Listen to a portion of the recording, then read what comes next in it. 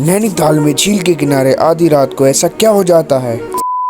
तो आज था भवाली में हमारा दूसरा दिन और हम सुबह सुबह कर निकल जाते हैं कुछ खाने के लिए लेने, और फिर घर आकर बनाई हमने ऐसी चीज जिसको पहाड़ों पर खाने का अपना एक अलग ही मजा है। और फिर हमने पढ़ दी मैगी पर बिस्मिल्लाह,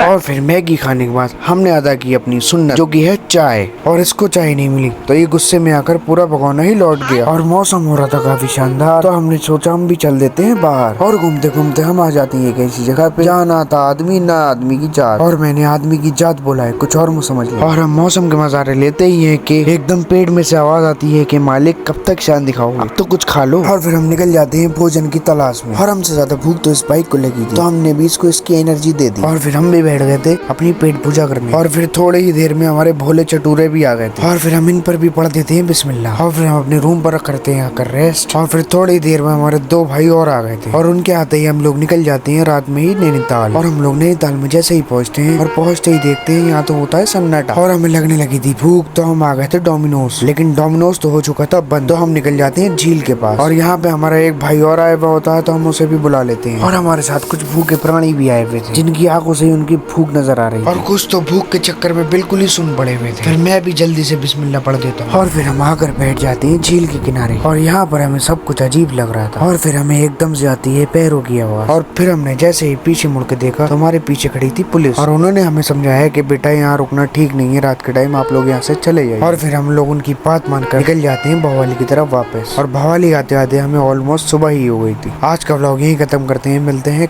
कल।